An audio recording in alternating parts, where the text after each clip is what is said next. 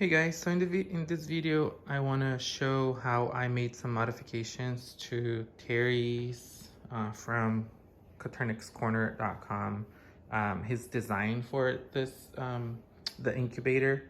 So this is the outer part. It is Terry's design, and to the specifications, I didn't change any size or anything. The only difference is that the heating element that I'm using is, there are these guys here that I got out of Amazon. Everything that I mentioned here, I will try to post a link in the comments so everybody can check price and everything. Terry uses two bulbs on top on a heat box up here, but I decided to just go a different route, and so the heating elements are mounted on wood because there's a risk of them getting too hot. So I didn't want to mount directly on the foam, but because they are on a thermostat, they don't get hot enough for doing anything. Like, I can keep my finger here, it is on, I can feel the heat, but it doesn't get too hot. It turns off because of the thermostat. This fan here is blowing air towards the front and pulls the hot air from the heating elements into the front here. So the water tray will go here when I put the thermostat or the incubator into lockdown. The upper fan pushes the air or pulls the air from this area here into the back and down and out. So this fan up here is what is pushing the air through the heating elements. So that is keeping everything moving. I made these wood supports here for 2 trays. I could have done 3, but I don't need that many eggs or to incubate that many eggs. So those supports, and I decided to cut them in half or make a opening here so I can have more windows. So I have 3 windows total, 2 on each side and then 1 in the front, and they're mounted like Terry suggested, just cutting a little ledge here and then siliconing them in place. For the closure, this is what I'm using, and it keeps it pretty tight. The water bottles, as Terry suggested, they work as radiators. So the bottles stay at a constant or the average temperature that the heating elements put in. So should be around 99, 100 degrees, and they remain fairly constant. So radiators, I'm using one of these guys to measure temperature and humidity. So this was outside, that's why it's so cold, but that's what I'm keeping, I'm controlling with this. The humidity stays at around 30-35% if I do nothing, but during the lockdown I will need to add water. And by the way, I am using an Inkbird that has an alarm, so the alarm goes off if it gets too hot or too cold. So this is the probe for the thermostat, the Inkbird, and because I had the door open, the temperature went too low and the alarm went off. So that's one reason why I chose this thermostat. The drawback is I can only set to 99 or 100 degrees. It does not do 99.5. So I chose to go with the 99 instead of 100. And it does an okay job to stay within that 99 or 99.5. It stays kind of right around there because the heating element goes, there's a curve that goes like up beyond 99, and then it goes down below 98. So the differential is only 1 degree. So it keeps going up and down, up and down. I added a thermostat or a dimmer to the heating elements, so they heat up slower. So I noticed that the curve doesn't go as high, so they don't turn on full blast and get really hot really quickly. Instead, they kind of like turns on at a lower wattage, and so the heating is slower. So the curve is smaller and stays within like 1 degree up and down type of thing. So back to how the tray would work. I had to add a water tray and a face towel to the tray, and I put like chicken wire framing under it to keep it in this kind of like double W, inverted W, I guess, an M. There it goes. So it is like an M support where I'm really increasing a lot the humidity inside when this is full of water. It gets to be at about 60-65% only, despite all of this. And Terry suggested it or mentioned that it is probably because of the heating elements. These heating elements are going to dry up all the humidity that you put in here. Like the light bulbs don't do that. So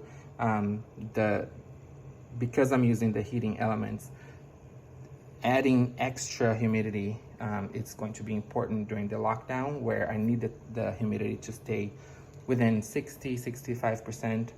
And I get that when I add water to this setup here, and so I'm okay with it. The only drawback is that I need to figure out a way of refilling this tray within 3 days. Even at max capacity here, I only get about 3 days of that high humidity before the tray is completely dry again. So I'll probably just make a hole here with a hose, like a tiny airline or something, just to add the water back into this tray, this reservoir. So yeah, heating element, fan pushing the heat down the tray here, and then it goes up. So let me show you the tray. And I made these trays like one piece and then cut it in half. So I labeled like tray, I have 2 trays, A and B. And so this is the lid that is going to go in once the eggs are ready for lockdown. So the egg turner comes out, and then the lid goes in, and I'll show that in a little bit here. So this is the tray with an egg turner on it. The egg turner is removable, so I can lift this, and you can see the little dowel, the wood dowels that makes them, it allows me to lock the egg turner in place. The egg turner has a motor in it that is 110 volts, so I don't have to use DC. I can use AC, and it is 2.5 to 3 rotations per minute. So all I do here is install the tray. Oops, hold on, there's a cable on the way. So install the trays in place. Doing this one-handed is challenging. So it will go there like that. I usually just move the probe to be near the eggs so I can control the temperature better. So I'll move the probe here, and then the cable for the motor goes through this hole here on the side. So now I can just dangle this near the eggs there. So you can see the probe is kind of at egg level. Oh, and by the way, this is how I connect the motor to the base. That the brass piece comes with the motor, and then I just used a piece of wood wrapped in some some tape to give the appropriate girth to the wood piece, and then wedge it in this tray.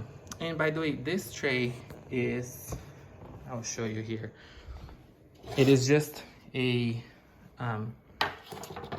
dehydrator tray.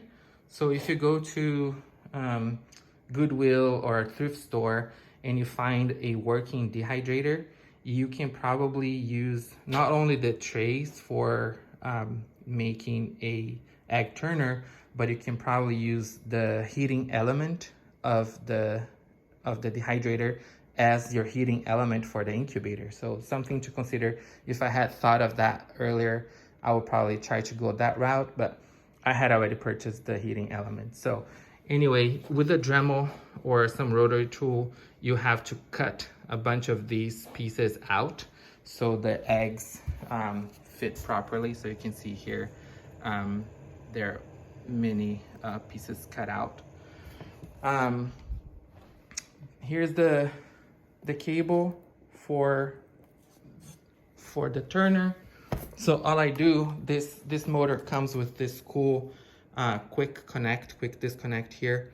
Let me see if I can get this one-handed, or hold on.